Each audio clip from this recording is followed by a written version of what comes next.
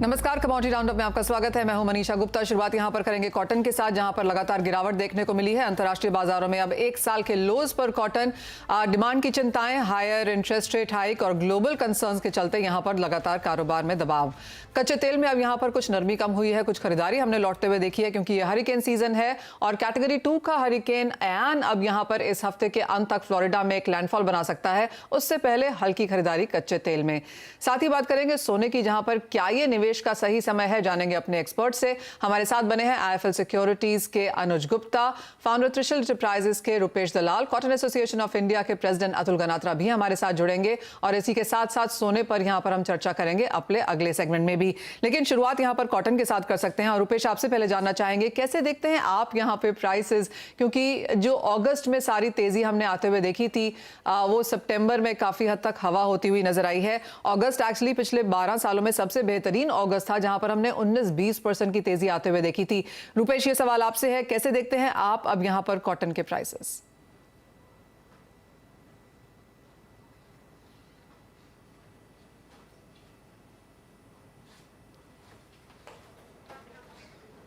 रुपेश, आप मेरी आवाज ओके, रुपेश साथ यहां पर संपर्क टूटा है। अनुज, वही सवाल आपसे, आप कैसे देखते हैं कॉटन के प्राइसेस?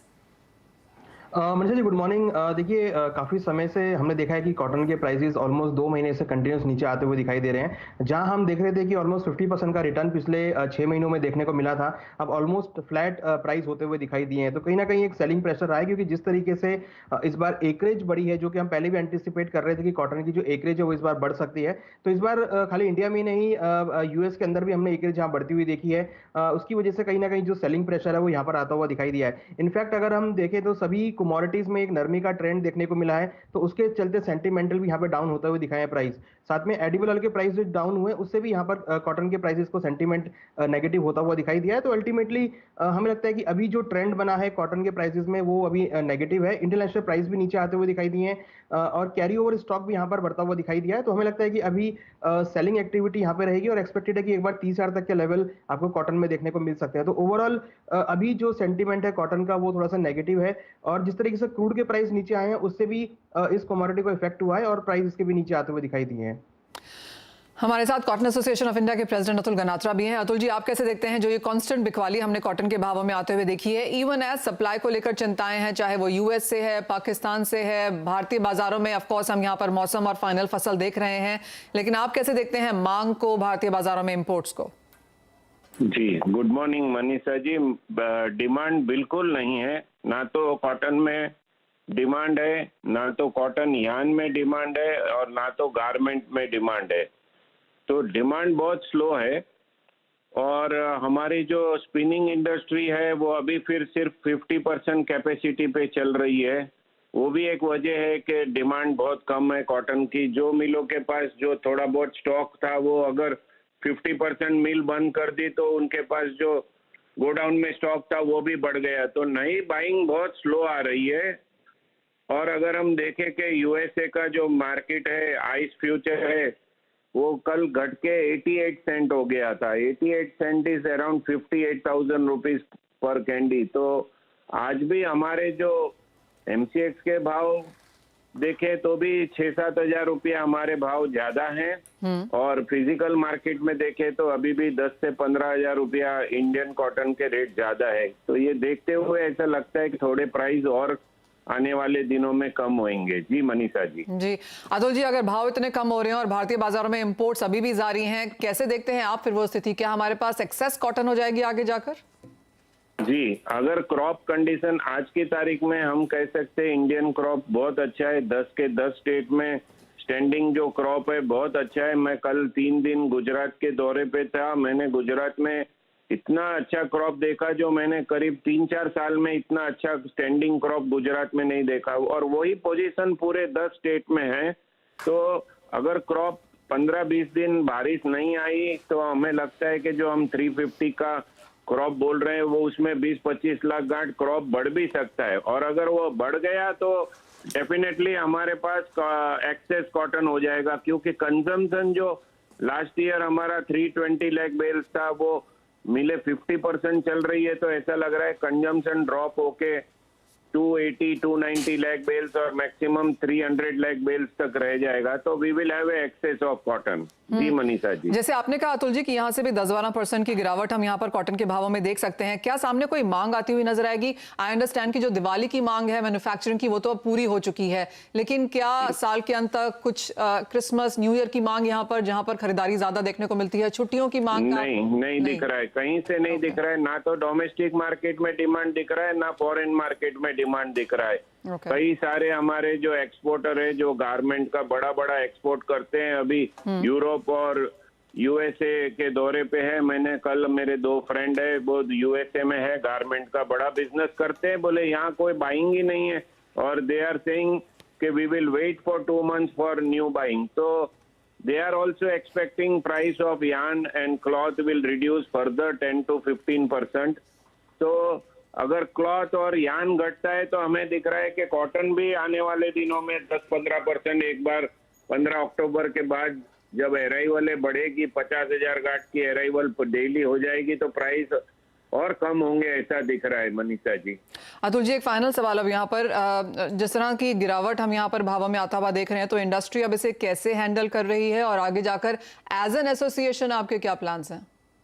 देखिए, जो इंडस्ट्री है उनकी मुश्किलें तो कम होने का नाम ही नहीं ले रही है, खत्म ही नहीं हो रही है उनकी मुश्किलें, क्योंकि कॉटन के प्राइस कम हो रहे हैं तो वो एक रिलीफ है इंडस्ट्री को, मगर सामने यार्न के प्राइस भी वही स्पीड से कम हो रहे हैं। मैं आपको एक एग्जांपल दूं कि जो 30s का कॉम्पैक्ट कोम्ड यार्न है, वो आज से 15 दिन पहले 325 रुपीज था, वो आज 280 रुपीज हो गया। तो उसमें भी करीब 45 रुपीज पर किलो 15 दिन में कम हो गए। तो यार्न के प्राइस जब तक स्टेबल नहीं होंगे तब तक कॉटन के भाव भी स्टेबल नहीं होंगे। जी मनीषा जी। ऑलराइट, तो यानी कि चिंताएं यहाँ पर इंडस्ट्री की बनी हुई हैं। ऑफ कोर्स बहुत ज़्यादा वॉलेटिलिटी हमने भावों में आते हुए देखी है। कोविड के समय में एक बार कॉटन के भाव नीचे में $60 पर सेंट तक भी यहाँ पर गए थे, और उसके बाद हमने 115 तक के हाई देखे, और अब यहाँ पर अगेन 85-88 के आसपास के लेवल्स।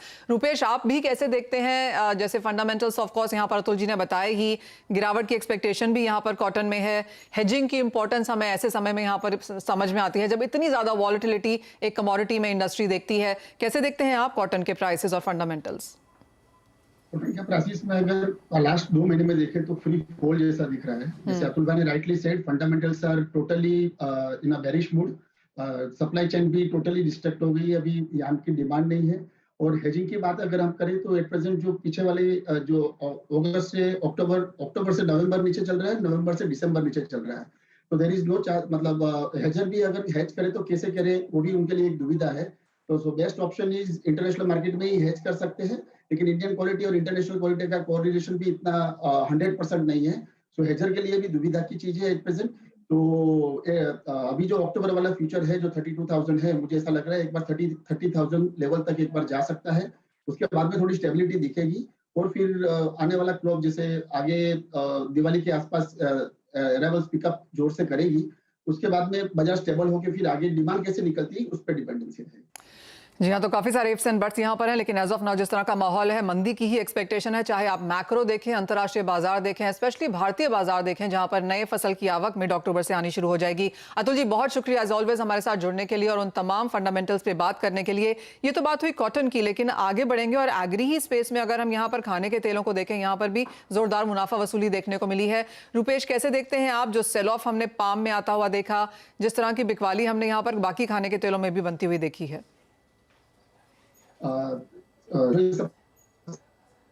इंटरनेशनल मार्केट में जो फंडामेंटल्स बेरिश मोड की तरफ चल रहे हैं, वो सबसे इंडियन मार्केट में भी उसका इंपैक्ट देखने को मिला। सीपीओ देखे, आरएसओ देखे, सनफ्लावर ऑयल देखे, सब ऑयल में वन साइड फ्री फॉल देखने को मिला है।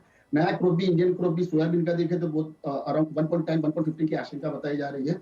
अगर इतना क्रॉप आ गया तो डेफिनेटली और भी भाव, सोयाबीन के भाव 5,000 के लेवल से नीचे जा सकते हैं। अगर 5,000 के लेवल के नीचे गए तो मुझे ऐसा लग रहा है कि सीपीओ और भी उसमें बेरिश ट्रेंड अभी भी उसमें बरकरार रहेगा। आने वाले दिनों में भाव और कम हो सकते हैं। ऑलराइट, यानी कि गिरावट यहाँ पर खाने के तेलों में भी देखने को मिल पाएगी। रुपेश, एक और सवाल और वो गुआर से है। अब ये माना जा रहा है कि मॉनसून यहाँ पर अच्छा खासा देखने को मिला है, काफी जो डेफिशिएंसी कई स्टेट्स में थी वो पूरी होती हुई नजर आई है। 7% का एक्सेस मॉनसून, सरप्लस मॉनसून के साथ फिलहाल हम यहाँ पर काम कर रहे हैं। इसका असर बाकी क्रॉप्स में, अगर गुआर सेक्टर को देखें और बाकी कमोडिटीज में देखें, तो अब क्या लगता है आपको? गवार सीड में अगर देखें तो जो 5000 4700 800 का जो बॉटम बना के अराउंड 5300 400 तक गया था, जो 10 से 15% क्रॉप डैमेज की जो बातें आ रही थी वो ऑलरेडी मार्केट ने एक्सेप्ट कर ली है। और भाव बढ़ के ऊपर से ऑलरेडी 250 से 300 रुपए की गिरावट आ चुकी है। राइट नाउ थोड़ा सेलिंग प्रेशर ज्यादा है वहां पे एंड ओवरसोल्ड मार्केट दिख रही है। मुझे लग रहा है 4900 4950 के आसपास गवार सीड का भाव एक बार बॉटम आउट बनेगा, फिर वहां से एक बार वापिस जैसे ही नई अराइवल शुरू होगी नया क्रॉप का पिक्चर एग्जैक्टली मालूम हो जाएगा और उसके बाद गम वाले की डिमांड निकलनी चाहिए। स्टॉकिस्ट की भी डिमांड 5000 के नीचे स्टॉक करने का मन है सबका, तो मुझे लग रहा है 4900 would be the bottom prices and attractive prices for गवार सीड।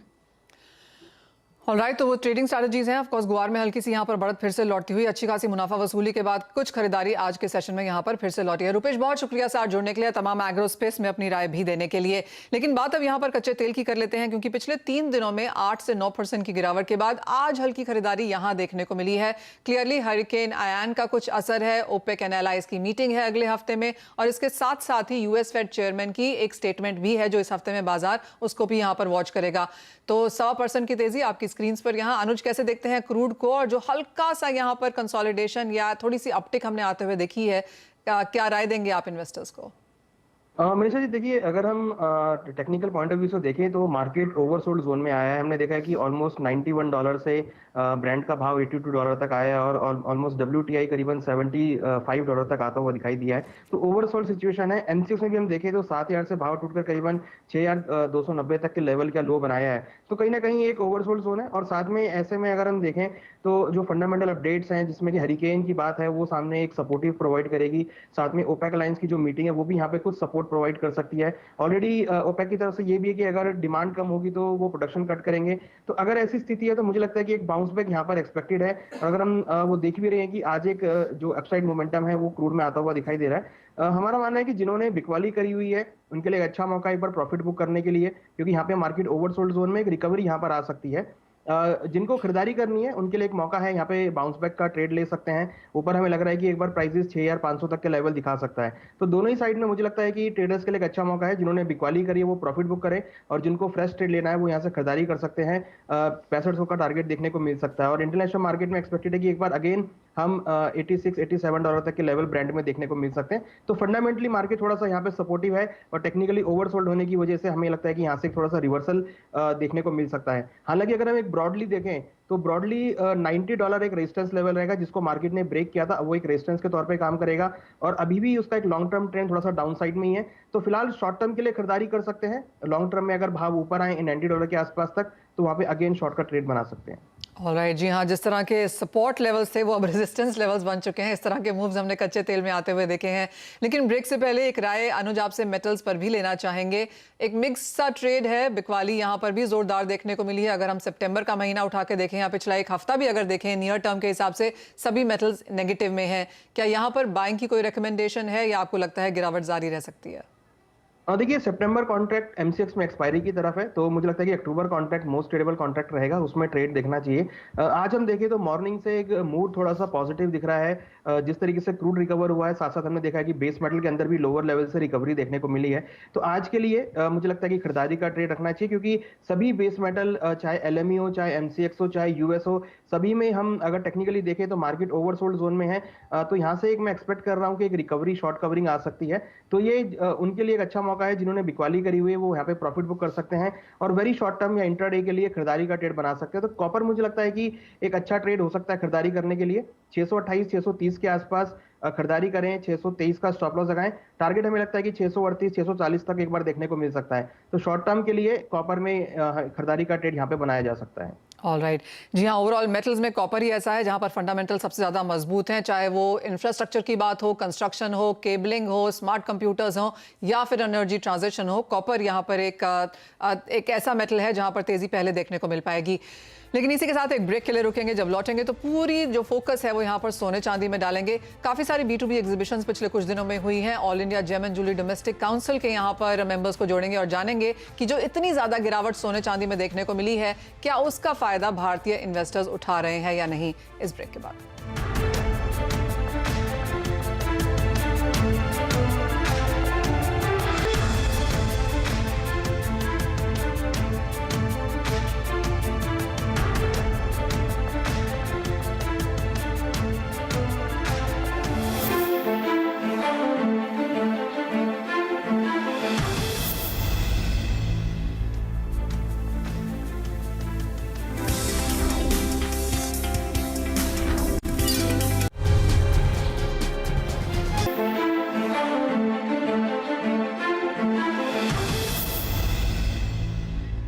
कमोडिटी राउंडअप में एक बार फिर आपका स्वागत है। और इस साल अप्रैल में मई जून हमने काफी सारे महीनों में लगातार यहाँ पर काफी सारी B2B एग्जीबिशंस होते हुए देखी।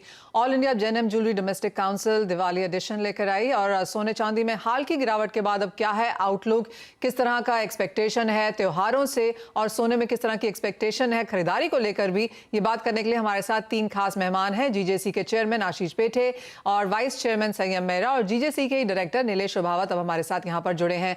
आप सबका यहाँ पर स्वागत है कार्यक्रम में। आशीष जी, सबसे पहले आपसे जानना चाहेंगे, ये दिवाली एडिशन है, एग्जीबिशन है, किस तरह का आपने यहाँ पर पार्टिसिपेशन आते हुए देखा है, इंटरेस्ट आते हुए देखा है, स्पेशली जिस तरह की मूवमेंट हमने सोने के भावों में देखी है, क्या कुछ आप एक्सपेक्ट कर रहे हैं? जनरली डिमांड 2 तरह की होती है कि जो इमीडिएट लोग दशहरा के 2 दिन पहले माल खरीदते हैं और जो आगे प्लानिंग करते हैं नया डिज़ाइन क्या करेंगे, दिवाली में क्या लॉन्च करेंगे। तो ये दोनों के लिए ये बहुत ही बढ़िया हमने टाइमिंग लिया है जस्ट बिफोर नवरात्रि। तो दोनों बाइंग का यहाँ पे सोर्सिंग लोग कर सकते हैं। और अभी जो पिंक गोल्ड कहते हैं उसकी डिमांड हम देख रहे हैं ज़्यादा। और वेडिंग में लार्ज पीसेस या कुट्योर वाले पीसेस है, उनकी भी डिमांड है। So I am seeing both light weight as well as heavyweight couture jewelry, both demand is happening. Alright Ashish ji, इसके अलावा जैसे भाव हैं जो हमने अच्छी खासी गिरावट यहाँ पर आते हुए देखी है, 2 साल के लोज पर सोने के प्राइसेस हैं, क्या उसका फर्क है या लोग यहाँ पर डिजाइन देखेंगे और किस तरह के टिकट साइज आपको लगता है कि पैसे लोग यहाँ पर खर्च करेंगे एज ऑफ नाउ ज्वेलरी खरीदने के लिहाज से? राइट, अभी नवरात्रि में तो थोड़ा लाइट वेट होगा, लेकिन दिवाली के बाद तुरंत वेडिंग सीजन शुरू होता है। तो as we head into Diwali I think the heavy weight jewellery और bridal jewellery will start moving. और खुशी की बात यह है कि रेट्स आर जस्ट अंडर 50,000 और 50,000 का जो रेट है वो एंड कंज्यूमर्स के लिए एक मेंटल मार्क होता है। तो 50 के अंदर आया है तो we are seeing lot of offtake at the counters across India. So I am expecting the next few months to be good. Alright, ये तो है कि मांग कैसी रहेगी, लेकिन संयम आपसे ये जानना चाहेंगे कि हर एक एग्जीबिशन में जो एक पॉइंट होता है इंपॉर्टेंट जो आप लोग देखेंगे वो है कि कितने ऑर्डर्स यहाँ पर आते हुए नजर आए हैं। तो अगर कोई नंबर है जो आप हमारे दर्शकों से शेयर कर सकें। देखिए, अभी सीज़न बहुत बढ़िया चल रहा है, जिस तरीके से आगे बढ़ रही है। 25 to 30 टन्स का व्यापार इस एग्जीबिशन में होने की अपेक्षा है। 800 बूथ्स और 425 एग्जीबिटर्स हैं इस एग्जीबिशन में और इंडिया से मोर देन 10,000 विजिटर्स आए हैं। नई रेंज ये टाइम पर लोग अपनी ज्वेलरी की खरीदते हैं। अपकमिंग दिवाली के टाइम पर $1,658 होने के बाद गोल्ड की डिमांड रिटेल में बहुत अच्छी रही है, जिस वजह से यहाँ पर काफ़ी रिटेलर्स आए हैं और अपनी ज्वेलरी, अपने डिज़ाइंस को अपग्रेड कर रहे हैं। चाहे वो एंटीक हो, डायमंड हो, येलो गोल्ड ज्वेलरी हो, सिल्वर हो या मशीनरी सेक्शन हो, सब जगह काफ़ी अच्छी तरह से भीड़ है और काफ़ी उत्साह है कंज्यूमर्स रिटेलर्स के मन में। संयम, इसी के साथ साथ अगर ग्लोबल मार्केट की तरफ एक नज़र डालें तो इन्फ्लेशन की चिंताएं हैं, रिसेशन को लेकर कंसर्न्स हैं, रेट हाइक्स यहाँ पर लगातार बढ़ती हुई नजर आई हैं। ऐसे समय में क्या लोग सोने में इन्वेस्ट भी कर रहे हैं? जब भी कोई भी तकलीफ़ आती है, कोई इन्फ्लेशन आता है, रेट हाइक होता है, कोई भी प्रॉब्लम आती है, तभी लोग गोल्ड की तरफ अपनी रुचि और बढ़ जाती है लोगों की, कंज्यूमर्स की। तो उसी वजह से जो भी इंटरनेशनल फेड भी अपने रेट्स बढ़ा रहा है और भी कोई तकलीफ़ें इंटरनेशनल मार्केट्स में, रशिया के अंदर, यूक्रेन के अंदर वॉर के हो रहे, उस सब कारणों की वजह से जो गोल्ड की जो सेल्स है, जो जेम एंड ज्वेलरी सेक्टर की सेल्स है, वो बढ़ रही है। आने वाले 4 महीने के अंदर काफ़ी शादियों का सीज़न है और इंडिया के अंदर जो सीजनल बाइंग चलते रहती है हर सीज़न। अभी दिवाली की बाइंग होगी, आने वाले टाइम में अक्षय तृतीया की होगी, बीच के अंदर और फेस्टिवल है पोंगल। तो ये माइंड से इंडियन एनवायरनमेंट के अंदर बाइंग ऑफ ज्वेलरी रेगुलरली चलते जाती है और डिमांड बहुत अच्छी रहेगी। पिछले साल जो दिवाली हुई थी उस साल के मुकाबले में ये साल कम से कम 10 to 15% की और इंक्रीज़ होंगी बाइंग के अंदर, क्योंकि रेट्स ने भी बहुत अच्छा साथ दिया है और लोगों का बिजनेस भी इंडिया के अंदर अच्छा रहा है। ऑलराइट, यानी कि 10 से 15% का इजाफा यहाँ पर खरीदारी में देखने को मिल सकता है। सही, हम एक और चीज़, कितना गोल्ड इंपोर्ट देखते हैं, क्योंकि पिछले साल तो 1000 टन जितना सोना इंपोर्ट किया था भारतीय बाजारों में। किस तरह के इंपोर्ट एक्सपेक्टेशंस यहाँ पर हैं और कितनी परचेजिंग पावर आपको नजर आती है इन्वेस्टर्स में? लास्ट ईयर के जो नंबर्स हैं 1000 टन्स वो इसीलिए अचीव हुए थे क्योंकि 1 ईयर उसके पहले जो था उसमें 450 टन्स का इंपोर्ट हुआ था उसके पहले कोविड के वजह से। लेकिन ये साल अगर अभी जैसे 450 टन्स हुए हैं तो मेरे हिसाब से 850 to 900 टन्स के आसपास इंडिया की इंपोर्ट्स रहेगी। उससे ज़्यादा बढ़ना थोड़ा मुश्किल है क्योंकि वो लास्ट ईयर 2 साल का पेंटअप था कोविड का मिला के, इसीलिए लोगों की जो बाइंग रुकी हुई थी वो एक साथ हुई। ये साल भी अच्छा रहेगा लेकिन उसकी बाइंग 850 to 900 टन्स के करीब होगी और सीजन और रुपी के डिप्रिसिएशन जो 3% होता है उस वजह से गोल्ड के जो रेट्स हैं जो अभी नीचे आए हैं कॉमेक्स के अंदर, फिर भी इंडियन मार्केट्स के अंदर MCX ऊपर होल्ड रहा है। इस वजह से कंज्यूमर को बहुत ज़्यादा फेथ रहा है गोल्ड के ऊपर।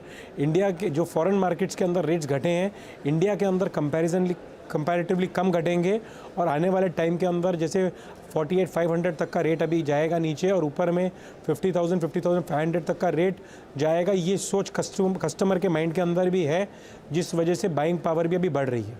ऑलराइट, यानी कि खरीदारी इन्वेस्टमेंट यहाँ पे सोने में बरकरार है। नीलेश जी, आपसे भी 1-2 सवाल हैं हमारे पास कि एग्जीबिशन की इंडिकेशन क्या है कि बाइंग पैटर्न क्या है, क्या ट्रेंड्स हैं, क्या लोग खरीदना चाहते हैं फिलहाल? नहीं, इसमें कुछ इम्पैक्ट नहीं है मनीषा जी। हाँ, ये रुपीज़ डिवैल्यू हुआ है, डॉलर डाउन हो गया है, तो कहीं ना कहीं जो गोल्ड का रेट जो है वो आप देखेंगे तो कमी हुआ है। तो ये हम जो बिजनेसमैन है वो इनको हम देखते हैं, जो कस्टमर एंड में है तो उनको खाली यही देखना है कि अरे 52,000 का रेट था और आज 50,000 का है और 49,000 हो गया है, तो वो दे आर हैप्पी। जैसे ही रेट कम होती है तो हमारी जो सेल है ना वो बढ़ जाती है मनीषा जी, तो उससे कोई इफेक्ट नहीं आया है। ऑलराइट, नीलेश जी, एक और सवाल आपसे वो ये कि हमेशा जब हम फेस्टिवल्स आता हुआ देखते हैं तो हम ये भी देखते हैं कि साथ साथ में ऑफर्स हैं, स्कीम्स हैं, डिस्काउंट्स भी आते हैं, लेकिन इस बार तो गोल्ड के भाव ही काफ़ी गिर गए हैं। आपको लगता है कि हम फिर से जैसे ही फेस्टिवल सामने आएंगे ये सारी चीज़ें फिर से होता हुआ देखेंगे? मुझे नहीं लगता है कि कोई ऑफ़र में अब की बार ज्वेलरी बिकेगी।